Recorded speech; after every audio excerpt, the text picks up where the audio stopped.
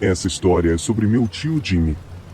Vou tentar contar direito, mas faz anos desde o seu falecimento, então minha memória pode estar um pouco enferrujada. Por favor, perdoe qualquer parte que pareça estranha. Meu tio Jimmy era um homem simples, talvez o mais simples que você poderia conhecer. A família do meu pai foi criada em uma cidade muito rural, longe de qualquer grande cidade. Isso significava que a infância deles foi gasta cuidando de animais na fazenda e vivendo da terra da melhor maneira possível. Eles tinham eletricidade e água encanada, mas usavam com parcimônia para não acumular uma conta alta que na época não podiam pagar. O tio Jimmy era um dos 7 filhos na casa. Ele e meu pai eram muito próximos e muito parecidos, mas quando meu pai fez 18 anos e se formou no ensino médio, ele foi para uma universidade em outro estado e eles se falaram cada vez menos nos anos seguintes. Quando chegou a vez do Jimmy se formar e ir para a faculdade, ele decidiu por um caminho diferente. Ele gostava de viver no campo e se virar sozinho. Dizia que isso fazia sentir que estava vivendo a vida que Deus pretendia para os humanos, e que o aproximava da terra e, por fim, de si mesmo. Então, quando chegou a hora de sair de casa, ele o fez. Mudou-se ainda mais para o campo, encontrou uma cabana pequena e fofa no meio da floresta, sem eletricidade e sem água encanada, e disse para si mesmo, isso é perfeito. Meu pai não viu muito Jimmy depois disso. Ele disse que não se sentia muito à vontade visitando Jimmy no que ele sempre chamou de meio do nada, onde teria que aguentar dias sem água corrente e eletricidade só para visitar o irmão. E o Jimmy se recusou absolutamente a sair de sua cabana por anos, até que esse incidente específico ocorreu. Eu havia acabado de nascer, era meados dos anos 80, e meu pai planejava convidar o Jimmy para uma visita para conhecer seu novo filho. Eles achavam que ele não viria, mas queriam perguntar de qualquer maneira. Era difícil contatar o Jimmy por causa desse estilo de vida fora da rede que ele tinha, então o melhor que meu pai conseguiu fazer foi enviar uma carta. A resposta que ele recebeu o abalou profundamente. A história é a seguinte. Jimmy tinha uma cachorra, e ele amava essa cachorra da mesma maneira que uma pessoa ama e cuida de uma criança. Era um pointer alemão de pelo curto chamado Betsy. Betsy era uma cachorra de caça muito bem treinada e educada, que ia a todos os lugares com o Jimmy. Todas as noites, Jimmy deixava Betsy sair da cabana para correr um pouco antes de trazê-la de volta para dentro. Nunca houve problemas com predadores na região que pudessem representar uma ameaça para Betsy, então ele nem pensava 2 vezes antes de deixá-la do lado de fora. Naquela noite, depois de apenas uns 30 minutos que Betsy estava do lado de fora, Jimmy ouviu um grito dela. Não era um grito de excitação por brincar, nem um pedido para entrar, era um grito de puro terror e agonia. Jimmy correu para a porta e saiu rapidamente quando viu sua pobre cachorra mancando em sua direção. Ele sempre disse que o olhar dela pedia ajuda. Eu nunca entendi completamente isso até ter meu próprio cachorro e perceber que eles são capazes de expressar suas emoções apenas pelo olhar. Jimmy a pegou cuidadosamente e a levou para dentro. Quando a colocou no chão, percebeu que suas mãos estavam cobertas de sangue. Ele começou a temer o pior. Começou a se preparar para uma morte acidental dela, mas quando verificou os ferimentos, ficou chocado e subitamente assustado. Betsy tinha um grande corte de faca na parte de trás da perna esquerda, profundo, mas não tão profundo a ponto de precisar de atendimento médico imediato. Jimmy achou que poderia cuidar dela sozinho, e se ela tivesse problemas mais tarde, ele faria a viagem de 4 horas até a clínica veterinária da cidade. O que realmente o preocupava era o fato de morar a mais de 1 hora da casa da pessoa mais próxima, e sua cachorra havia sido atacada por uma pessoa com uma faca. Ele fechou e trancou todas as portas e janelas naquela noite, e, por mais que precisasse, não conseguia dormir. A próxima semana passou sem incidentes, e a seguinte também, até que eventualmente ele se sentiu confortável em deixar Betsy sair novamente, claro, sob sua supervisão. Ela se curou bem, mas ainda mancava um pouco. Enquanto estava sentado em sua varanda uma tarde, vendo Betsy brincar no pequeno quintal em frente à casa, ele avistou algo na floresta, a silhueta do que parecia ser um homem muito grande, espiando atrás de uma árvore, observando intensamente sua cachorra. Jimmy gritou para o homem se mostrar e perguntou em voz alta quem ele era e o que estava fazendo ali, mas num movimento rápido, o homem correu mais fundo na floresta, onde Jimmy não podia mais vê-lo. Ele chamou Betsy para dentro e, como antes, fechou e trancou todas as portas e janelas para a noite. Enquanto estava deitado na cama, ouviu batidas na janela, batidinhas leves. Mas Jimmy era um sono leve, então quase nada era necessário para acordá-lo. Ele virou lentamente a cabeça para o lado para olhar pela janela, e entre as cortinas, viu um olho espiando para dentro de seu quarto, iluminado pela luz da lua. Felizmente, o olho não estava olhando para ele naquele momento, pois ele temia que isso deixasse ainda mais aterrorizado do que já estava. Mas agora, em vez disso, esse olho estava olhando para Betsy, assim como o homem na floresta tinha feito na tarde anterior. Jimmy manteve os olhos fixos na pessoa misteriosa, e por horas percebeu que essa pessoa não parava de olhar para sua cachorra. Conforme a noite se tornou dia e o sol começou a espreitar por entre as árvores, Jimmy viu a pessoa se afastar da janela e ouviu enquanto ela saía do deck, e esperava que estivesse se afastando de sua propriedade completamente. Na noite seguinte, Jimmy certificou-se de que suas cortinas estavam completamente fechadas para que nada pudesse ver para dentro ou para fora. Ele não queria experimentar o que havia acontecido na noite anterior. Infelizmente, isso só piorou as coisas para ele. Ele foi acordado por batidas altas vindo da porta da frente, como se algo ou alguém estivesse tentando com toda a força entrar em sua casa para fazer sei lá o que com ele e possivelmente com sua cachorra. Ele suspeitava que fosse a mesma pessoa que o estava perseguindo há um mês, mas deixou muito claro que, por mais armas ou facas que tivesse, não queria enfrentar essa pessoa se não fosse necessário. Ele pegou uma espingarda, apontou para a porta e, de forma firme e confiante, gritou: "Senhor, sugiro que saia da minha propriedade bem rápido. Tenho uma espingarda apontada para a porta e vou atirar se você entrar na minha casa." As batidas pararam, como se a pessoa estivesse pensando sobre o aviso, mas só pararam por alguns segundos antes de continuar com ainda mais força. A porta começou a tremer, como se não suportasse tanta pressão, e Jimmy sabia que estava prestes a se quebrar. Ele começou a gritar para o homem parar e sair, que não queria matá-lo. Betsy estava latindo loucamente atrás dele, e por um segundo, parecia que o latido dela alimentava a raiva desse intruso. A porta se quebrou, e através dos pedaços de madeira, uma mão se estendeu. Jimmy atirou na porta, e com uma força que o jogou para trás alguns passos, a mão desapareceu. Jimmy ficou no mesmo lugar onde havia caído após o tiro por alguns minutos. Depois de se recompor, ele se aproximou lentamente da porta, que agora estava coberta de sangue. No entanto, ele não encontrou um corpo no deck como esperava. Em vez disso, viu um rastro espesso de sangue indo para a floresta. Jimmy não tinha telefone para ligar para a polícia, e o telefone mais próximo estava a 1 hora de distância em um pequeno mercado. Quando amanheceu, ele colocou Betsy em sua caminhonete depois de trancar a casa da melhor maneira que pôde, e seguiu para o mercado. Ele ligou para a polícia lá, e depois de esperar cerca de 1 hora para um deles aparecer, ele os levou até sua cabana. Quando chegaram lá, Jimmy contou tudo para eles. Eles seguiram o rastro de sangue até onde não puderam mais vê-lo, mas não encontraram nada. Disseram a Jimmy que abririam uma investigação sobre o assunto e sugeriram que fosse inteligente ficar com a família até resolverem tudo e prenderem ou pelo menos encontrarem o cara. Eles tinham certeza de que a pessoa acabaria em um hospital com um ferimento à bala na mão.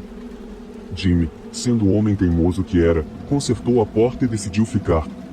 As noites estavam ficando mais frias naqueles meses de inverno, e eles imaginaram que se o cara não estivesse morto ainda, morreria do frio eventualmente. Nas próximas semanas, Jimmy ouviria arranhões em sua porta à noite, acordaria com marcas profundas na madeira e jurava ouvir sussurros do lado de fora de sua janela, apenas dizendo o nome de sua cachorra repetidamente. Eles nunca tentaram invadir novamente, mas embora Jimmy ainda estivesse assustado, ele não se sentia realmente ameaçado por essa presença. Em janeiro, 4 meses depois de Betsy ter sido atacada com a faca, Jimmy acordou e fez um café. Ele destrancou a porta da frente e a abriu, prestes a dar um passo para fora, quando viu um homem apoiado em um dos postes de sua varanda. No entanto, o homem não estava se movendo, não fazia nenhum esforço para se aproximar de Jimmy. Foi quando ele percebeu que o homem não só não estava se movendo, mas também não estava respirando. Desta vez, ele não perdeu tempo e dirigiu até o mercado com Betsy para chamar a polícia. Eles apareceram em peso e cercaram a cena do crime, e não demorou muito para descartarem Jimmy como suspeito, já que era óbvio que aquele homem morreu por estar exposto a temperaturas tão congelantes. Era evidente que era o mesmo homem que ele havia atirado, já que essa pessoa estava faltando vários dedos de uma das mãos. Jimmy escreveu de volta para o meu pai contando tudo isso, e no final da carta, disse que estaria se mudando para o nosso bairro no próximo mês. Ele já havia comprado uma casa e estava ansioso para passar mais tempo com sua família e sair da floresta por um tempo.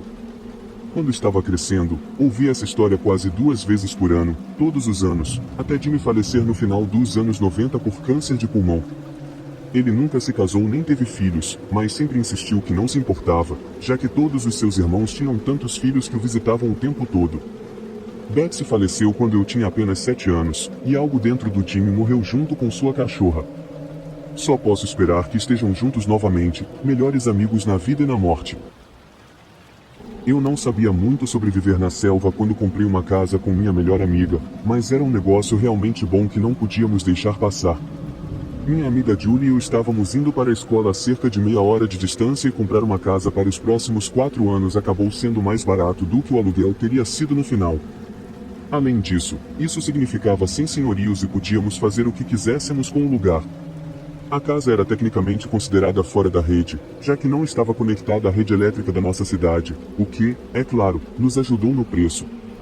Felizmente, os proprietários anteriores concordaram em nos vender seus painéis solares como parte do preço total, o que foi realmente uma sorte.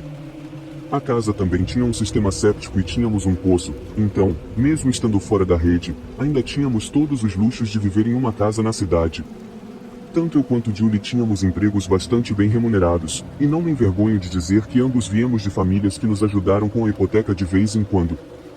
De qualquer forma, a regra número 1 que fiz com Julie quando concordamos em comprar esta casa juntas foi que não daríamos nosso endereço a ninguém além da família, sem amigos, sem namorados e especialmente sem caras aleatórios. Estávamos no meio do nada e eu não queria arriscar que a pessoa errada soubesse que nós, duas mulheres de 22 anos, estávamos morando a 30 minutos da cidade, longe da próxima casa. Simplesmente não parecia inteligente para mim. Julie sempre disse que estava bem com a regra, e durante o primeiro ano que moramos juntas, ela respeitou, pelo menos eu acho que sim. Então, um dia, no nosso segundo ano de companheiras de casa, cheguei em casa e a encontrei se agarrando com algum cara aleatório no sofá da sala. Fiquei furiosa. Gritei para o cara sair, o que, é claro, só deixou Julie brava, mas eu realmente não me importava. Tinha limites, e minha razão para não querer homens na casa parecia bastante justa. Depois que ele saiu, ela gritou comigo, dizendo que eu estava sendo estúpida e que ter um cara lá de vez em quando não ia fazer nada de mal. Tentei dizer a ela que simplesmente não era inteligente deixar pessoas que nem conhecíamos em nossa casa e que soubessem que morávamos sozinhas, basicamente sem meios de nos proteger. Mas ela ainda não entendia. Ela continuava dizendo, isso não é o filme Taken, um cara não vai voltar e nos sequestrar. Relaxa, vive um pouco. O fato de ela estar fazendo piadas da situação me fez sentir como se tivesse cometido um grande erro comprando esta casa com a pessoa que eu achava que conhecia tão bem. Ela tinha sido minha melhor amiga por 4 anos e eu nunca tive a impressão de que ela seria tão descuidada. Liguei para minha mãe naquela noite e contei o que aconteceu. Ela concordou comigo que foi burrice da parte da Julie convidar um cara que ela nem conhecia. Também disse a ela que me deixou desconfortável ficar lá sabendo que esse cara sabia onde morávamos, quem éramos e que morávamos sozinhas. Era óbvio que nenhum cara morava conosco, todas as fotos no lugar eram apenas nós duas, e tenho quase certeza de que Julie provavelmente disse a ele que ela só tinha uma colega de quarto. Não teria sido surpresa se ela tivesse feito isso, afinal, ela o trouxe de volta para casa, então contar sobre a vida dela não teria sido um grande problema. Minha mãe me disse que, se eu estivesse desconfortável, poderia ficar com ela por algumas noites, e se eu quisesse voltar depois, poderia, e se não, poderia ficar o tempo que precisasse. Agradeci a oferta e decidi que iria para a escola no dia seguinte, iria para casa, pegaria algumas coisas e depois iria para a casa da minha mãe por um tempo. Julie achou que eu estava dramatizando, mas eu não me importava. Fui para a escola no dia seguinte conforme planejado e voltei para casa naquela tarde. Decidi esperar até Julie chegar em casa para informá-la quanto tempo eu ficaria fora e apenas para garantir que ela trancasse tudo. Claramente, ela não era a pessoa mais responsável, então eu não podia contar com ela para garantir o lugar depois que eu saísse. Por volta das 20 horas, decidi que estava cansado de esperar e comecei a fazer meu caminho até a porta da frente com minha bolsa na mão. Quando cheguei ao corredor que levava à sala de estar, parei subitamente. Felizmente, a escuridão que enchia a casa me escondeu enquanto eu observava 2 homens de máscara preta parados na porta atrás do vidro fosco. Eles estavam conversando entre si quando ouvi um deles dizer, estou te dizendo, cara, as garotas que moram aqui, todas são lindas. Abre a porta antes que nos ouçam. Meu coração afundou e eu não sabia o que fazer. Eu só tinha que me esconder, eu acho. Agora percebo que provavelmente deveria ter escapado pela porta dos fundos, mas realmente não estava pensando. Em vez disso, voltei lentamente para o meu quarto, tranquei a porta e comecei a tentar encontrar alguns lugares para me esconder. Noite anterior, assisti a um filme que me deu a ideia de abrir minha janela para parecer que eu tinha saído por lá, então fiz isso e subi para o fundo do meu armário e me escondi sob um par de cobertores grossos que tinha colocado lá no último inverno. Ouvi o som do vidro da porta da frente se partindo e senti lágrimas começando a escorrer pelo meu rosto. Eu não seria uma daquelas garotas que você vê em filmes e programas de TV que não conseguem ficar quietas. Eu estava mal respirando para não fazer barulho. Ouvi enquanto eles percorriam a casa discutindo alto entre si que ainda não tinham encontrado isso. Silenciei meu telefone para não revelar meu esconderijo se ele tocasse e mandei uma mensagem para Julie para não voltar para casa, que as pessoas tinham invadido a casa dela e para ligar imediatamente para o 190. Também mandei uma mensagem para minha mãe e contei o que estava acontecendo e para ela ligar para a polícia. Claro, ambos começaram a ligar para o meu telefone, mas quando ouvi os homens tentando a maçaneta da porta do meu quarto, não consegui me concentrar em mais nada além de permanecer escondida e quieta. Ela deve estar aqui, o carro dela está na frente. Vou ficar muito bravo se ela não estiver e você me fez invadir essa casa à toa. Eles discutiam assim por alguns minutos, até que um deles aparentemente se cansou disso e chutou a porta. Fiquei aliviada quando o truque da janela pareceu funcionar e eles gritaram um com o outro que eu havia escapado. O alívio durou apenas um minuto, porém, quando um deles disse ao outro para procurar qualquer coisa que pudessem levar e que valesse algo. Comecei a rezar para que eles não olhassem muito fundo no meu armário, mas eles não puxaram os cobertores sobre os quais eu estava e não fizeram o que homens fazem com mulheres em cujas casas eles invadem. Ouvi um dos homens sair do meu quarto, mas pude perceber que um deles ficou. Ouvi ele começar a mexer nas minhas gavetas e jogar coisas pela sala, parecia frustrado, o que provavelmente era devido ao fato de eu não ter coisas super legais, nada de joias caras, nada de designer. Nunca consegui justificar gastar esse tipo de dinheiro e claramente esse cara não apreciava isso. Meu fôlego parou na minha garganta quando ouvi os passos dele se aproximando das portas do armário. Eu não me mexi um centímetro, não havia como eu dar a esse cara qualquer motivo para acreditar que eu estava lá. Parecia que eu ia ter um ataque cardíaco quando ele abriu as portas do armário. Eu podia sentir as vibrações dele movendo coisas nas prateleiras acima de mim, e, quando senti ele pegar os cobertores que eu estava, seu amigo irrompeu no quarto gritando que eles tinham que ir aparentemente, eles ouviram sirenes na estrada e ficaram assustados. Eles correram para fora da casa e eu fiquei no meu lugar. Tinha toda a intenção de ficar ali a noite toda. Estava aterrorizada com a possibilidade de eles ainda estarem ali, até que ouvi a voz da minha mãe me chamando de dentro da casa. Tirei os cobertores do meu corpo e, o mais rápido que pude, corri em direção à voz da minha mãe. Assim que a vi, desatei a chorar, toda a emoção que tinha segurado o tempo todo estava sendo liberada e eu não conseguia controlar. Queria poder dizer que encontraram os homens que me aterrorizaram naquela noite, mas não encontraram. Não deixaram evidências e a polícia não encontrou ninguém nas matas ao redor da casa. O cara que Julie trouxe na noite anterior tinha um álibi sólido demais, então o descartaram. Ele também negou ter contado a alguém onde morávamos, mas eu não acredito. Saí no dia seguinte. Levou um tempo, mas Julie concordou eventualmente em tirar meu nome da hipoteca. Uma de nossas outras amigas foi morar com ela, e eu voltei para morar com meus pais. Me sinto mais segura com eles. Só queria que tivessem pegado os caras que me aterrorizaram naquela noite. Sou uma mulher de 38 anos e moro com meu marido e meu filho de 4 anos. Decidimos viver fora da rede elétrica cerca de 1 ano após o nascimento do nosso filho. O mundo estava seguindo em uma direção estranha, e nos desconectar dele parecia uma boa ideia na época. Compramos uma casa pequena na floresta do noroeste do Pacífico e, além da história que vou contar, amamos cada segundo disso. Temos uma vaca leiteira que produz muito leite, cerca de 6 a 7 galões por dia, muito mais do que uma família de 3 pessoas pode consumir. Na verdade, mais do que qualquer pessoa pode beber em um dia. Mas onde moramos, as pessoas adoram consumir leite cru, não processado. É um assunto controverso, no qual não entrarei agora. Com o excesso de leite que tínhamos constantemente, meu marido sugeriu que postássemos um anúncio no Craigslist para trocar nosso leite, sabe? Trocar por outros itens que poderíamos precisar ou querer, como frutas frescas, legumes ou equipamentos agrícolas. Achamos que não faria mal e seria divertido conhecer novas pessoas com mentalidades semelhantes no processo. Publicamos nosso anúncio e não recebemos nenhuma resposta por um tempo. Comecei a me sentir um pouco derrotada com toda a situação, e foi quando recebi um e-mail de uma mulher chamada Cristina. Ela me disse que adoraria trocar por um pouco de leite, e não vou mentir ao dizer que fiquei um pouco animada também. Trocamos e-mails por alguns dias, e ela me disse que cultivava frutas orgânicas que gostaria de trocar.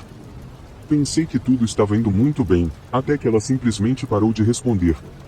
Enviei outro e-mail 4 dias depois para perguntar se ela havia recebido meus e-mails, mas novamente não recebi resposta. Parecia que ela estava me ignorando de propósito, mas meu marido me disse que às vezes as pessoas ficam ocupadas e que eu não deveria levar para o lado pessoal, então não levei. Segui em frente e continuei esperando por outra pessoa para ver o anúncio. Mais de uma semana e meia depois, finalmente recebi uma resposta da Cristina. Ela estava irritada porque eu havia enviado um e-mail no meio da noite, e era minha culpa por ela não ter visto. Disse que era muito irresponsável da minha parte enviar tão tarde e que não era uma boa maneira de administrar um negócio. Fiquei chocada. Revisei meus e-mails anteriores para ela e fiquei confusa ao ver que, na verdade, não havia enviado e-mails no meio da noite, mas sim à tarde. E não entendi o comentário dela sobre não ser uma boa maneira de administrar um negócio, porque não estava administrando um negócio, era um anúncio no Craigslist.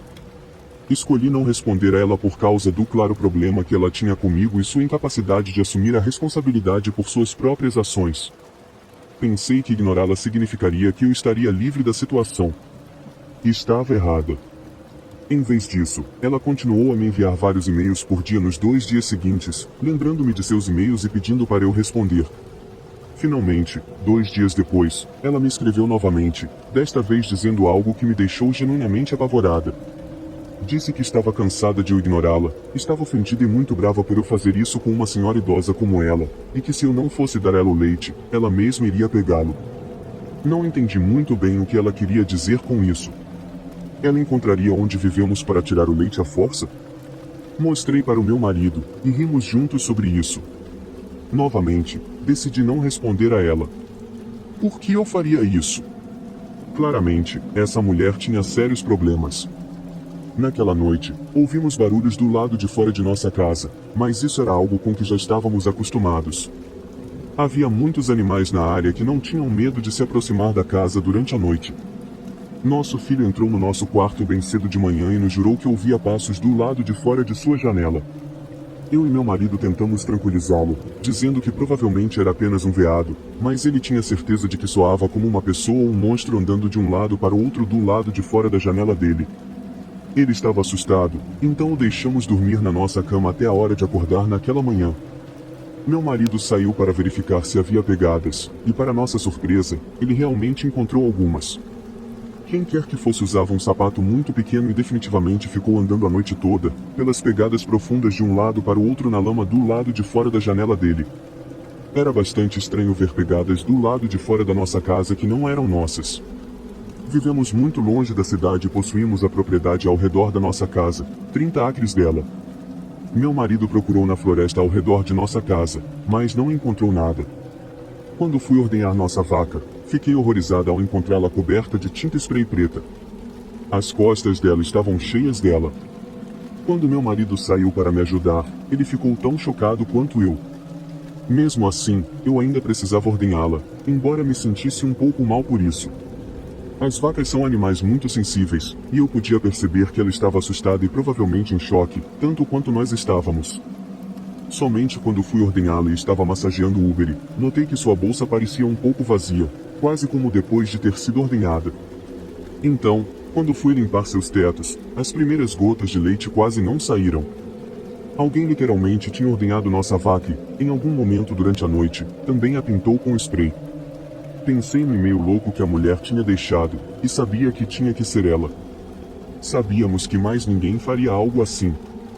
Enquanto eu e meu marido tentávamos limpar as costas dela, ouvimos nosso filho gritar de dentro da casa. Ambos largamos o que estávamos fazendo e, quando entramos, vimos um galão de leite no balcão e pegadas sujas indo em direção ao quarto do nosso filho.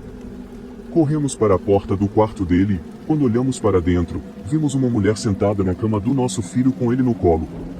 Ela o segurava firmemente, sorrindo para nós com um olhar estranhamente sem emoção no rosto, enquanto ele se contorcia em seu abraço. Eu ia dizer para ela soltá-lo, mas meu marido tinha outros planos. Sempre foi o tipo de pessoa direta, então ele simplesmente foi até ela e a socou no rosto. Ela soltou nosso filho enquanto levava a mão ao nariz, e meu marido aproveitou a oportunidade para pegá-lo e tirá-lo dela. Ele agarrou meu braço enquanto saíamos do quarto e nos colocou em seu caminhão, trancando as portas. Voltou para dentro, e a próxima coisa que soube foi que ele estava fisicamente levando essa mulher para fora da casa e a obrigando a sentar-se na varanda. Toda vez que ela tentava se levantar, ele simplesmente a empurrava de volta. Ela não era páreo para ele, ele se certificou de que não havia como ela sair. Eu já tinha ligado para a polícia assim que estávamos no caminhão, e eles chegaram cerca de 30 minutos depois. Enquanto esperávamos por eles, a mulher disse apenas uma coisa: "Você não deveria ter me ignorado." Meu marido e eu não somos muito do tipo que gosta de natureza. Ambos crescemos em grandes cidades e nunca sentimos a necessidade de nos mudar para algum lugar menor. Mas, para nossa lua de mel, meu marido decidiu que seria divertido sair da nossa zona de conforto e alugar uma casa de férias na selva de Montana por 5 dias. Eu não estava muito animada com a ideia, já que esperava uma luxuosa lua de mel no Havaí ou algo parecido. Mas qualquer momento com meu marido seria certamente bom. Dirigimos de nossa casa no leste de Washington até a pequena cabana, algumas horas de distância em Montana. Quando chegamos lá, logo percebemos que não havia eletricidade na cabana. Havia água corrente, mas sem vaso sanitário. Se precisássemos usar o banheiro, tínhamos que caminhar uns 20 metros da cabana até o banheiro externo. Fiquei bastante chateada, para dizer o mínimo. Quando meu marido disse que íamos ficar numa casa fofa na floresta, eu esperava que houvesse pelo menos energia na casa. Eles juraram que o anúncio não mencionava nada sobre a falta de eletricidade, mas eu estava tão brava que nem sabia se devia acreditar nele ou não. Talvez ele tenha achado que seria divertido passar sem eletricidade enquanto estivéssemos lá. Meu marido era definitivamente mais aventureiro, e isso normalmente não teria sido algo que o impediria de escolher esse lugar. Levamos nossas malas até a porta, e meu marido pegou a chave debaixo do tapete, onde o anfitrião disse que estaria. Ele abriu a porta, levou nossas malas para dentro, e quando fomos nos sentar no sofá, notamos um grande caderno na mesa de centro, rotulado como regras. Meu marido e eu já tínhamos ficado em várias casas de férias e só encontramos um livro de regras físico algumas vezes, e quando encontramos, geralmente tinha 1 ou 2 páginas. Quando digo que esse livro de regras era um caderno, quero dizer que era literalmente um caderno, com pelo menos 50 páginas de regras muito detalhadas sobre a estadia na casa. Meu marido e eu rimos e fizemos comentários rápidos sobre como era um pouco estranho, mas não íamos deixar aquilo estragar nossa diversão. Meu marido colocou o caderno de volta na mesa e, apenas 10 segundos depois, seu celular apitou. Era uma mensagem do anfitrião que dizia: "Por favor, certifique-se de ler todas as regras." Honestamente, achamos que era uma coincidência estranha. Acabávamos de largar o caderno sem ler nada e eles nos mandaram uma mensagem pedindo para ler. Era quase como se soubessem. Naquela noite, meu marido foi pela casa acendendo velas para termos alguma luz, e ele trancou todas as portas e janelas, algo a que estávamos acostumados desde que vivíamos na cidade. Deixamos nossas malas na sala e trocamos de roupa para dormir um pouco na cama, antes de apagar as velas e irmos dormir. Na manhã seguinte, quando acordamos e fomos para a sala, percebi que nossas malas estavam abertas, embora eu tivesse certeza de que as tínhamos fechado na noite anterior. Procurei por todo lugar meu vestido de verão, eu sabia que tinha colocado na mala, mas não estava lá. Quando meu marido se juntou a mim na sala, mencionei que nossas malas estavam abertas, mas ele ignorou e disse que provavelmente as tínhamos deixado abertas e que eu me lembrava errado. Mas eu sabia que algo estava errado. Meu marido pegou um copo de água e o colocou na mesa de madeira à sua frente. Poucos segundos depois, outro aviso no celular, desta vez dizendo: "Regra 5, página 3 do caderno, sempre use um porta-copos ao colocar um copo em qualquer superfície." Foi aí que meu marido e eu começamos a nos sentir extremamente assustados. Como eles sabiam que ele não usou um porta-copos? Como sabiam que ele pegou algo para beber? Meu marido mandou uma mensagem de volta perguntando se eles estavam nos observando, e eles responderam que não, que sempre lembravam os hóspedes da regra do porta-copos na manhã após sua chegada, já que aparentemente é quando as pessoas mais tendem a se sentar à mesa com uma bebida. Não sabíamos o que pensar, mas eles tinham ótimas avaliações e apenas consideramos mais uma coincidência. Olhando agora, talvez devêssemos ter percebido o que estava acontecendo e saído de lá, mas meu marido me assegurou que estava tudo bem e que deveríamos ficar. Passamos o dia principalmente na casa, fazendo o que casais recém-casados fazem. Foi agradável e não recebemos mais mensagens dos anfitriões, o que acalmou meus nervos um pouco. No dia seguinte, decidimos fazer uma trilha até o lago próximo para nadar. Colocamos nossas roupas de trilha, preparamos nossas mochilas com o que precisávamos, trancamos a porta e partimos pela trilha perto da casa. A trilha foi incrível, tão bonita, e a água do lago era cristalina. No meio da tarde, estávamos prontos para voltar. Quando chegamos à casa, meu marido estava prestes a destrancar a porta quando percebeu que já estava destrancada. Quando entramos na cozinha, havia um bilhete no balcão do anfitrião dizendo que tinham deixado mais toalhas e lençóis extras, e para garantir que todas as demonstrações de afeto ficassem no quarto. Meu marido ficou imediatamente furioso, e ambos começamos a acreditar que essas pessoas nos observavam.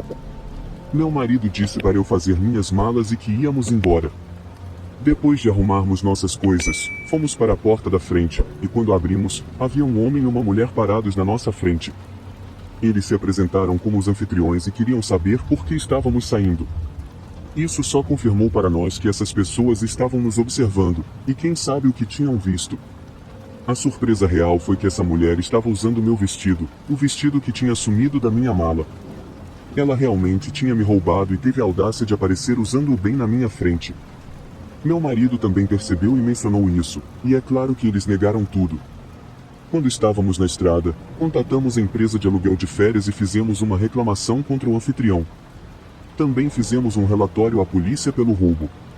Infelizmente, a mulher conseguiu apresentar um recibo para o vestido, e aparentemente é completamente legal para uma casa de férias ter câmeras em suas propriedades de aluguel. Eles apagaram todas as filmagens da nossa estadia, dizendo que era costume apagar o que era gravado após a estadia de uma pessoa, mas sabíamos a verdadeira razão pela qual eles apagaram. Quando reclamamos sobre a falta de energia na propriedade, algo que não foi mencionado no anúncio, o anfitrião forneceu provas de que a casa tinha eletricidade e disse que foi desligada por engano durante nossa estadia. Sentimos que nossa lua de mel inteira foi arruinada por essa total invasão da nossa privacidade, e desde então não conseguimos mais ficar em casas de férias. No entanto, meu marido fez as pazes comigo com uma semana de férias no Havaí, como eu queria no começo, o que eu fiquei extremamente grata. Da última vez que verificamos, cerca de um mês atrás, a propriedade de aluguel ainda estava disponível. Honestamente, só me sinto muito mal pela próxima pessoa que ficar naquela casa. Tenho quase 30 anos agora, mas a história que estou prestes a contar aconteceu quando eu tinha 12 e meu irmão, 14. Vivíamos com nossos pais em uma pequena casa de campo, sem eletricidade, e tínhamos água corrente apenas nos meses mais quentes, vinda de mangueiras alimentadas por gravidade de um riacho sazonal. Muitos provavelmente odiariam, mas quando você é criado nesse ambiente e não conhece outra coisa, não tem motivo para não gostar. Eu não sabia muito sobre o mundo fora da nossa propriedade. Meu pai caçava, e era assim que obtínhamos a maior parte da nossa carne, enquanto minha mãe cultivava um enorme jardim da primavera ao início do outono. Além disso, criávamos porcos, galinhas, cabras e tínhamos uma vaca leiteira chamada Dela. Minha mãe latava todo o excesso de comida ao longo dos anos, para termos bastante para comer e viver durante o inverno. Ela cozinhava no nosso fogão a lenha, mesmo durante os meses mais quentes, e nos ensinava em casa, transmitindo todo o conhecimento que temos. No outono, houve uma tempestade excepcionalmente intensa. Minha mãe me pediu para ordenhar as cabras. Eu fiquei chateado, pois era de manhã cedo e eu só queria dormir, mas ela insistiu que eu ajudasse. Aparentemente, ela havia passado a noite toda tentando garantir a segurança dos cercados dos animais, já que nosso pai estava há uma semana em uma viagem de caça. Lentamente sonolento, saí para ir aos estábulos das cabras.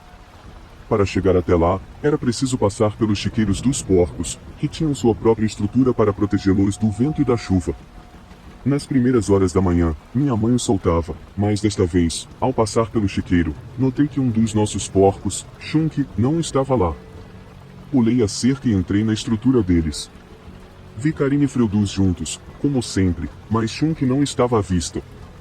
Comecei a entrar em pânico, já que Shunk sempre foi o meu favorito. Corri de volta para casa e perguntei à minha mãe se ela tinha visto Shunk naquela manhã. Ela me disse que, quando soltou os porcos apenas algumas horas antes, Shunk estava com eles. Avisei que ela estava desaparecida, mas minha mãe não estava muito preocupada. Shunk era uma bagunceira que escapava de vez em quando, mas sempre voltava. Afinal, éramos muito atenciosos com ela, e ela sabia onde era o lar.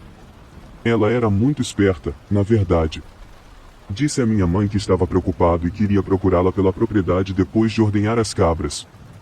Enquanto ordenhava as cabras, só conseguia pensar em Shunk, em algum lugar da propriedade, sozinha, molhado e com frio. Depois de cerca de 1 hora, finalmente terminei. Levei o leite para minha mãe, dei-lhe um beijo na bochecha e saí novamente, de botas de borracha e capa de chuva. Passei o resto do dia procurando por Shunk, mas simplesmente não conseguia encontrá-la. Meu irmão Tony até saiu para me ajudar a procurar, mas ele não gostava muito dos porcos, então desistiu depois de participar da busca por cerca de 1 hora. Ao escurecer, minha mãe pediu para eu entrar. Odiava não saber onde ela estava. Minha mãe continuava me garantindo que Shunk estava bem e que provavelmente estaria de volta pela manhã, mas eu sabia que algo estava errado. Não consegui dormir muito naquela noite, e assim que o sol se mostrou pela cortina, eu estava de pé e saí correndo. Não cheguei muito longe antes de gritar ao ver a cena diante de mim, no gramado da frente, o corpo sem vida de Shunk, dilacerado por algum animal. Caí no chão em lágrimas, enquanto minha mãe e meu irmão corriam para ver o que estava acontecendo, e eu não conseguia tirar os olhos dela enquanto soluçava. Naquele dia, só conseguia pensar em Shunk como ela não merecia morrer daquela maneira. Minha mãe estava mais preocupada com o fato de um de seus animais ter sido atacado tão perto de casa. Ela sabia que isso significava que o responsável provavelmente voltaria para mais. Na semana seguinte, mantivemos nossos animais em suas casas. Funcionou por um tempo, até que, numa manhã, acordamos para ver o estábulo de uma das cabras arrombado e os 4 animais mortos.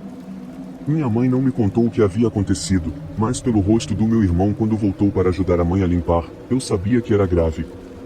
Meu pai voltou para casa alguns dias após o incidente com as cabras e ajudou a reforçar as outras estruturas e estábulos o melhor que pôde. Esperávamos que isso impedisse o que estava atacando nossos animais, mas, é claro, não foi assim. Em seguida, todo o nosso bando de galinhas foi massacrado. Foi um banho de sangue no galinheiro. Não tínhamos ideia do que estava matando nossos animais, mas não tínhamos escolha a não ser descobrir. Não eram apenas nossos animais de estimação, eram nossa fonte de alimento, e não podíamos simplesmente permitir que isso continuasse matando nossos animais.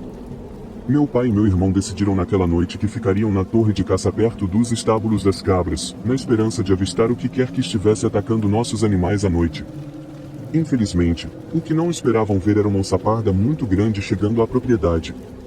Meu irmão me disse que, assim que meu pai viu, cobriu a boca de ambos para não fazerem barulho. Você vê, as onças pardas são muito boas em algo que meu pai não tinha previsto, subir em árvores. Claro, no momento do pânico, meu irmão deu um suspiro e a onça parda travou os olhos neles dois. Meu pai estava com o rifle na mão e, embora não se sentisse bem em matar a criatura naquele momento, sabia que teria que fazê-lo. Meu irmão começou a chorar de medo, embora estivesse fazendo o seu melhor para se conter. Nunca tinha estado em uma situação como aquela e simplesmente não conseguia controlar suas emoções. Num movimento rápido, a onça parda saltou para a base da árvore e rapidamente começou a subir na direção do meu pai e do meu irmão, e foi então que minha mãe e eu ouvimos os gritos. Corremos para o alpendre, mas era de madrugada e não conseguíamos ver nada, apenas ouvir os gritos de puro terror vindos do meu irmão, o tiro de arma e um baque. Minha mãe começou a correr em direção à árvore em que sabia que estavam, mas ouvimos meu pai nos mandando voltar para dentro e fechar a porta. Depois de cerca de 10 minutos, eles entraram, e meu pai nos contou o que havia acontecido. Enquanto a onça parda se aproximava da árvore onde estavam, meu pai sabia que tinha apenas uma chance de atirar antes que ela os alcançasse. Seus olhos tinham se adaptado a pouca luz, e com apenas a luz da lua para ajudar, ele fez o disparo e viu o grande felino cair no chão com um baque alto. Ele disse para minha mãe e para mim voltarmos para dentro, caso não tivesse matado a onça parda. Ele estava preocupado que, se ela ainda tivesse forças e nos visse, talvez viesse atrás de nós em seguida. Mas quando ele e meu irmão desceram da árvore, ele sabia que ela estava morta, um tiro certeiro entre os olhos. Na manhã seguinte, ele relatou o ataque dos animais e o abate à autoridade local, que veio e recolheu a onça parda. Depois disso, não tivemos mais problemas com grandes predadores, exceto pelo ocasional ataque de um gavião às galinhas. Saí da fazenda quando tinha 20 anos, mas não muito longe. Visitamos frequentemente, eu, meu marido e minha filha, e cerca de uma vez por ano meu pai adora contar a história de como salvou a vida do meu irmão. História 6. Mamãe e papai nos criaram, a mim e ao meu irmão, na mesma casa durante toda a nossa infância. É o que alguns chamariam de vida longe do convencional, e eu odiava isso. Tanto eu quanto meu irmão frequentávamos a escola na cidade, e ouvir sobre as vidas dos meus amigos, às quais eu simplesmente não conseguia me relacionar, só me deixava mais irritado com a vida que eu levava, uma vida cheia de cavar esterco de vaca e abater os animais. Eu sempre acabava me apegando demais a eles. Meu irmão parecia não se importar, porém. Ele sempre foi o favorito do meu pai, e ainda é, especialmente depois do que aconteceu. Para contextualizar, isso ocorreu quando eu tinha 15 anos e meu irmão estava prestes a completar 17. Meu pai pediu a nós dois que fossemos em uma viagem de caça com ele para caçar um urso. Eu não tinha absolutamente nenhuma intenção de ir, até que minha mãe me disse que eu tinha que ir. Ela sabia que eu não era próximo do nosso pai e queria que isso mudasse. Ela esperava que essa viagem fosse a experiência de união que ambos precisávamos. Infelizmente, eu sou bastante teimoso, e o fato de ela me obrigar a ir só fez eu odiar ainda mais. Foi uma viagem de 5 dias na mata com meu pai. Ele tinha um telefone via satélite para emergências, e isso era toda a tecnologia permitida. Ele achou que seria divertido construirmos nossos próprios fogos e pegarmos nossa própria comida enquanto estivéssemos lá, e eu estava temendo isso. Chegou o dia de partirmos, e durante toda a manhã eu só estava implorando para minha mãe não me fazer ir. As súplicas não adiantaram absolutamente nada, é claro, e logo me vi seguindo atrás do meu pai e do meu irmão, apenas algumas horas depois. Felizmente, não estava muito frio, e eu não precisaria me enroscar com meu pai e meu irmão para nos aquecermos como tivemos que fazer em nossa última viagem de caça. Aquilo foi humilhante. Não demorou muito para meu pai encontrar fezes de urso. Tenho que admitir que, embora eu odiasse caçar e rastrear animais por dias, meu pai era ótimo nisso. Na verdade, ele liderava outras pessoas em viagens de caça durante a temporada, então eu sabia que ele voltaria para casa com algo para minha mãe cozinhar. Rastreamos o urso pelo resto do dia e, ao anoitecer, encontramos um local bom o suficiente para montar acampamento. Meu pai sempre insistia em dormir em redes, longe do chão, para que nenhum predador pudesse nos alcançar. Eu não gostava. Meu medo de altura não me permitia ficar confortável para dormir tão alto. Podiam ser apenas uns 12 metros, mas mesmo assim era aterrorizante lá em cima. Não sei que horas eram quando comecei a ouvir os grunhidos.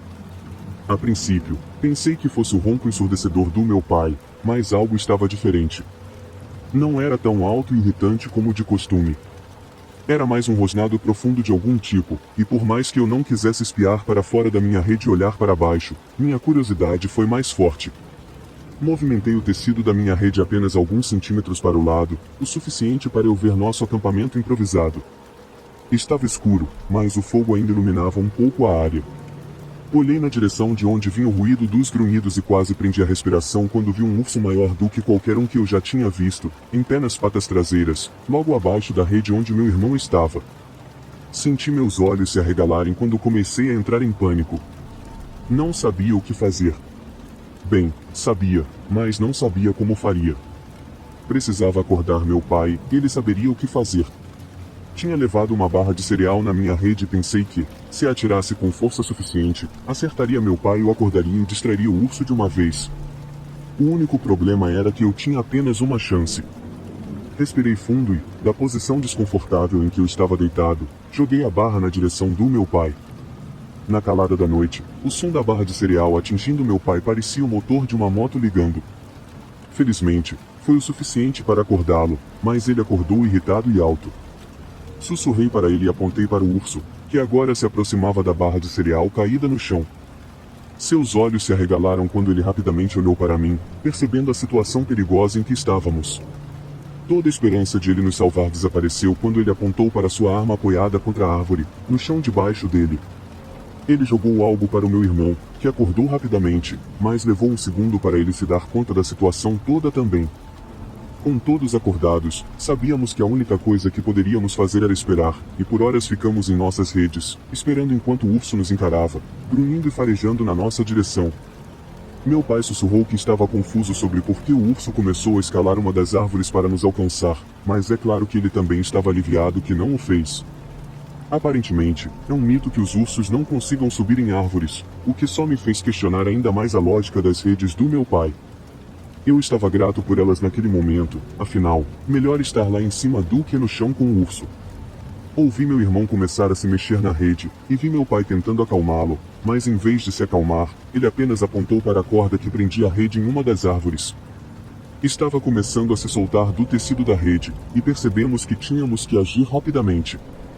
Meu pai sussurrou para mim e disse que tínhamos que encontrar uma maneira de distrair o urso o suficiente para que ele descesse e pegasse sua arma. Eu e meu irmão não achávamos que seria possível, já que o urso tinha se focado em nada além de nós por horas, mas não tínhamos outra escolha. Decidimos que nossa melhor opção seria meu irmão sair da rede e sentar em um galho pequeno próximo à árvore em que estava amarrado, rasgar sua rede da árvore e jogá-la em cima do urso. Era um plano idiota, mas era o que tínhamos. Não podíamos passar o resto de nossas vidas naquela árvore afinal, então fizemos exatamente isso. Meu irmão cuidadosamente saiu da rede e subiu no galho, e eu me contorci quando o galho começou a se curvar para baixo.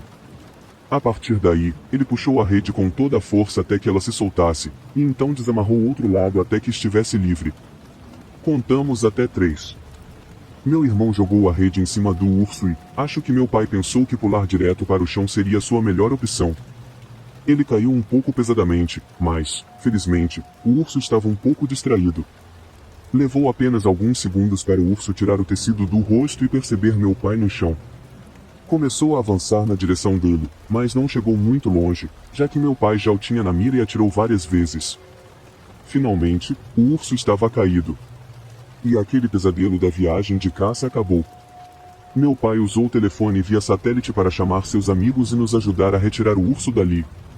Ele e minha mãe o esquartejaram em casa, como costumam fazer depois que ele vai caçar.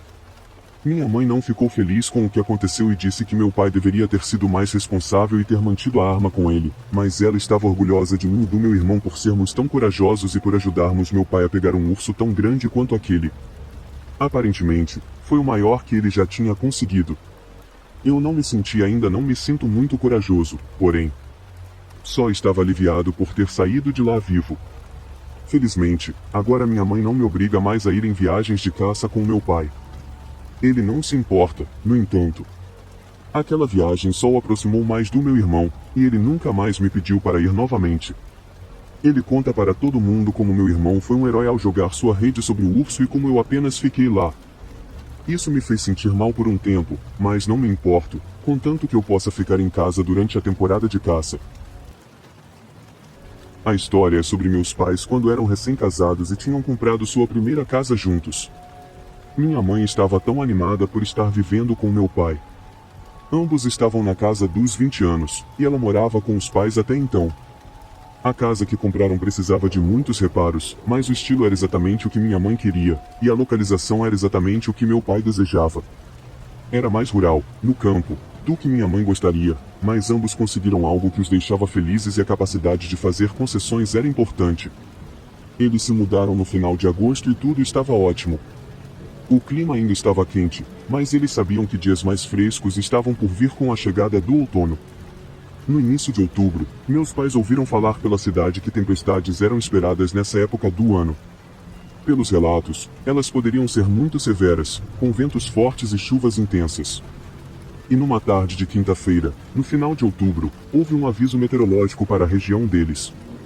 Eles perguntaram às pessoas da cidade o que deveriam fazer para se preparar para uma tempestade assim, e todos disseram a mesma coisa: tapar todas as portas e janelas, e por precaução, desligar toda a energia. Eles não entendiam essa parte, mas na verdade não fazia diferença, já que meu pai ainda estava no processo de obter permissão para instalar eletricidade na casa.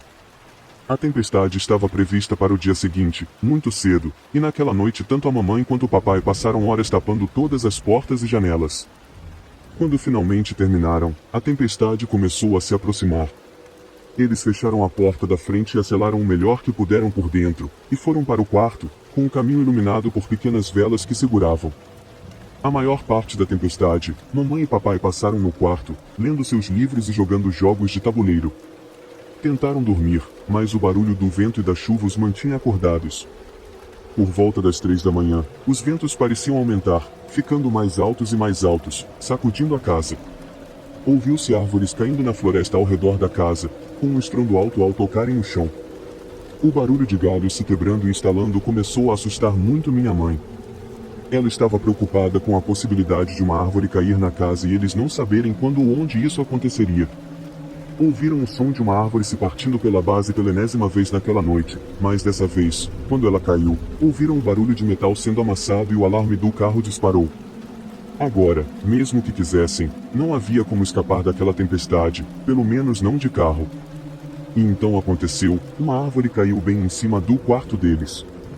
Detritos voavam para todo lado e o impacto os arremessou para longe. Estava tudo escuro, exceto pelos raros raios que iluminavam o que restava das paredes do quarto. Minha mãe estava assustada e confusa enquanto chamava pelo nome do meu pai. O vento e a chuva entravam pela enorme abertura que antes era o refúgio seguro deles. O rosto da minha mãe estava coberto pelo cabelo molhado e ela tentava desesperadamente afastá-lo dos olhos para poder encontrar meu pai. Ele não estava respondendo aos chamados dela para que ele fosse até ela. Minha mãe começou a acreditar que a árvore poderia tê-lo esmagado. A dor que ela sentia naquele momento era imensa, até que ouviu um gemido vindo ao lado da árvore caída. Lá, no chão, ao lado da cama, estava meu pai, com o braço preso embaixo da árvore quase sendo afogado pela chuva que caía em seu rosto. Minha mãe pegou um casaco de chuva que estava no armário, agora destruído, e protegeu os dois rostos. Não dava para ter certeza por causa de tudo que estava acontecendo ao redor deles, mas meu pai estava perdendo sangue rapidamente. Ele estava completamente fora de si e não sabia realmente o que estava acontecendo ou o que acabará de acontecer. Ele continuava pedindo para minha mãe ajudá-lo a se levantar, repetidamente, e ela teve que dizer a ele que ele estava preso e que tinham que esperar por ajuda. Eles não tinham energia, então não tinham telefone fixo, e isso foi antes dos celulares. Minha mãe se sentia impotente. Pensava que ia perder o homem que amava. Tinha apenas uma opção, um pensamento fugaz que durou um segundo em sua mente, mas foi trazido à vida quando meu pai pensou na mesma coisa e disse para ela fazer. Ele estava começando a recuperar a consciência, mas felizmente seu corpo estava em estado de choque suficiente para não sentir dor. Ele disse a ela que ela precisava ir até a casa dos vizinhos e tentar pedir ajuda. Mas minha mãe disse a ele que não havia como ela deixá-lo. Ela jamais se perdoaria se o deixasse e voltasse para encontrar seu corpo sem vida, morto sozinho. Então, ele sugeriu o que ela já estava pensando silenciosamente: eles precisavam cortar o braço dele. Os segundos pareciam horas no tempo que passou depois que ele sugeriu algo para o qual ela não estava tão preparada para fazer.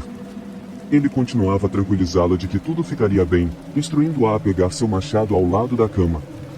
Ele o mantinha ali para casos de intrusos durante a noite. Então, ele disse para ela amarrar algo bem apertado na parte de cima do braço dele para diminuir o fluxo de sangue na área.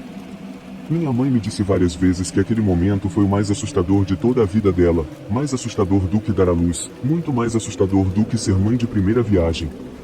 Ela ergueu o machado e ele implorou para que ela não hesitasse.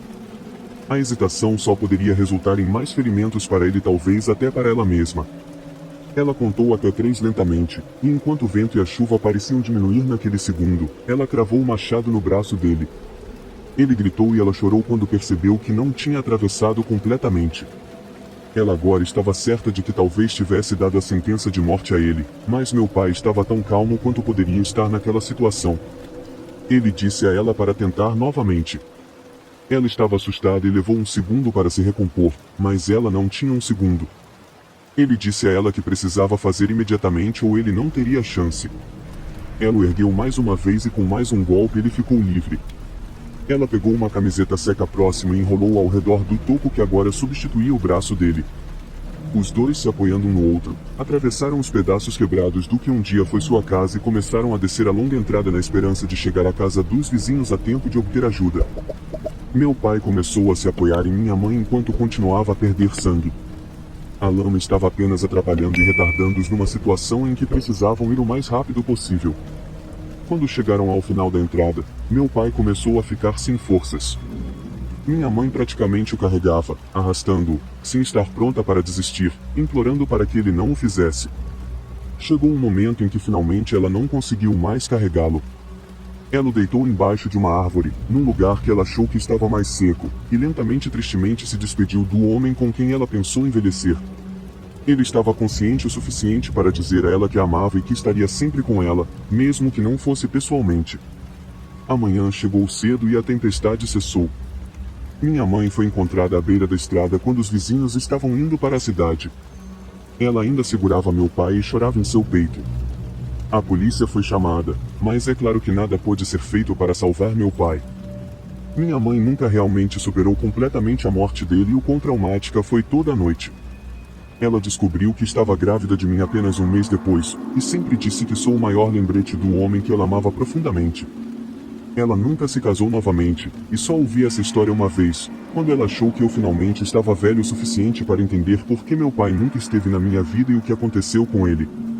É muito traumático para ela pensar nisso. Nossa casa ainda está cheia de fotos deles juntos, e todo ano celebramos o aniversário dele.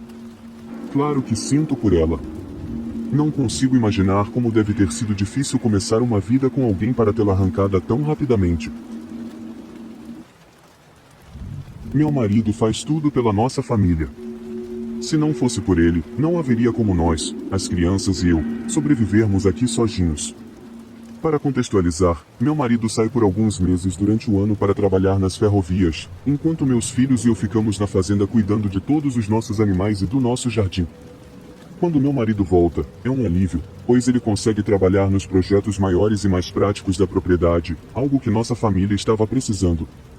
No primeiro ano na propriedade, enfrentamos um problema: não tínhamos água corrente no barracão onde vivemos. Sim, um barracão.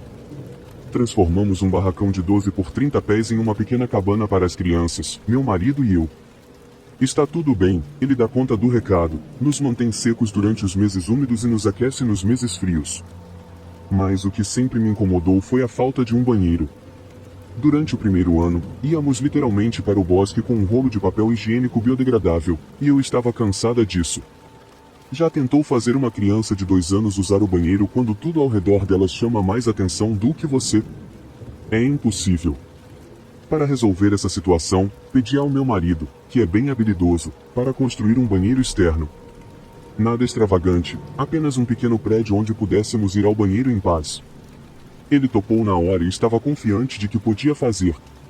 Nosso barracão tinha eletricidade fornecida por um gerador a diesel do lado de fora, então meu marido passou uma semana inteira pesquisando exatamente do que precisava para construir o banheiro externo e como faria. Ele até comprou uma motosserra nova e cara só para cortar uma de nossas árvores e usar a madeira. Eu não gostei muito da ideia, parecia perigoso, mas ele estava tão certo de que conseguiria, pois adorava me lembrar que já tinha derrubado muitas árvores antes e que isso não seria um problema. Decidi confiar que ele sabia o que estava fazendo. Chegou o dia de cortar a árvore, e dizer que eu estava nervosa seria pouco. Fiquei no barracão com nossas filhas, esperando pacientemente ele vir me dizer que a árvore tinha caído e que estava tudo bem. Ouvi o barulho da motosserra começar e o som terrível dela cortando a madeira. Fiquei mais tranquila ao saber que um de nossos vizinhos veio ajudá-lo, então pelo menos ele não estaria sozinho. O estrondo alto da árvore aumentou minha ansiedade por um momento quando olhei pela janela e vi o sorriso largo no rosto do meu marido e o polegar para cima. Sabia que estava tudo bem. Decidi ficar na pequena varanda do lado de fora da porta do barracão para vê-lo derrubar a árvore. Por cerca de 1 hora, parecia que tudo estava indo bem. Eu não entendo nada de motosserras ou de derrubar árvores, então só posso descrever o que vi da maneira como vi. Meu marido e nosso vizinho estavam cortando a árvore em extremidades diferentes, quando percebi que meu marido estava tendo dificuldade para passar por uma parte específica da árvore, mais próxima do que costumava ser a base do tronco. Assisti horrorizado enquanto ele erguia a perna até o tronco da árvore para ter mais alavanca, e gritei para ele parar. Claro que eles não podiam me ouvir, já que tanto meu marido quanto nosso vizinho estavam usando proteção auricular. Comecei a correr na direção deles, na esperança de impedir meu marido de se machucar, mas não havia nada que eu pudesse fazer. Eu estava a pelo menos 30 metros de distância e simplesmente não era rápido o suficiente.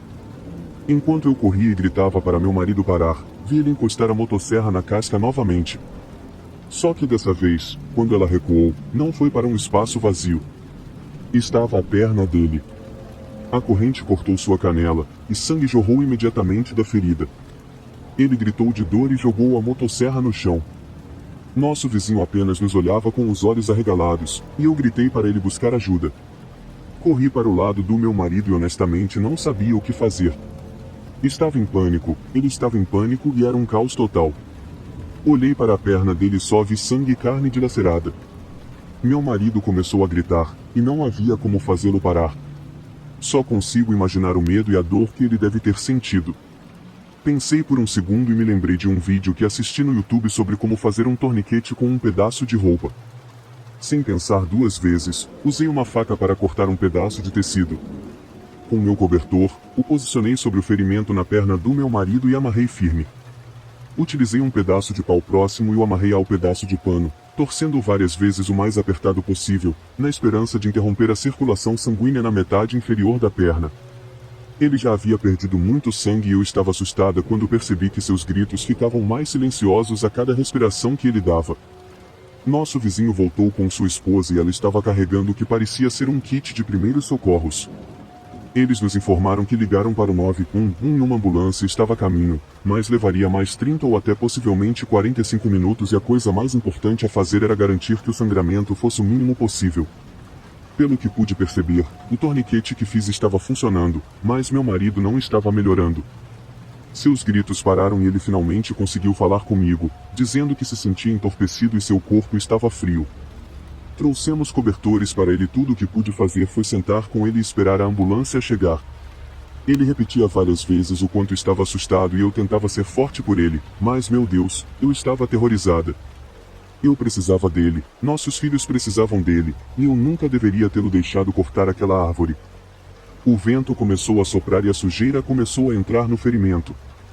Eu não sabia o que fazer, mas parecia uma boa ideia, pelo menos, cobrir sua perna com algo. Peguei uma toalha limpa no galpão e disse a ele para se preparar enquanto a colocava em sua perna. Envolvi a toalha gentilmente no que restava da parte inferior da perna e, surpreendentemente, ele disse que não sentia muito lá embaixo. Seu rosto ficou pálido e ele ficou mais frio. Quando a ambulância chegou, ele havia estado inconsciente por cerca de 10 minutos. Liguei para minha mãe para vir buscar as crianças e nossos vizinhos cuidaram delas até ela chegar. Fui com meu marido para o hospital, ele havia perdido muito sangue e, inicialmente, os médicos não sabiam se ele iria sobreviver. Acabaram tendo que amputar sua perna abaixo do joelho. Infelizmente, ele desenvolveu uma infecção pós-cirurgia e precisou de uma segunda amputação 2 semanas depois, desta vez acima do joelho, e ele ficou arrasado. Ele pensou que a vida como ele conhecia tinha acabado, pois sua vida tinha como propósito atividades que ele achava que não poderia mais fazer sem sua perna. Ele ainda está passando por sua jornada de recuperação, mas está muito melhor mentalmente. Ele está determinado a fazer tudo o que fazia antes do acidente. Por enquanto, estamos morando com minha mãe na cidade enquanto ele se recupera. Estou apenas aliviada por aquele dia não ter terminado com a perda do meu marido e do pai dos meus filhos.